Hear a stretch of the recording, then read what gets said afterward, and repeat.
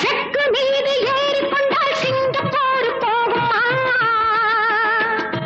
சேர்ந்தவர்க்கு பாடுபட்டால் பெண்ணின் தேவை தீருமா செக்கு மீது ஏறிக்கொண்டால் சிங்கப்பூர் போகுமா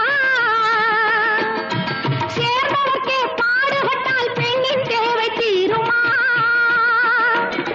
கொக்கு பார்த்து கற்றுக்கொள்ளும் வாழ்க்கை என்ன என்பதை கொத்தும் போது கொத்தி கொண்டு போக வேண்டும் நல்லதை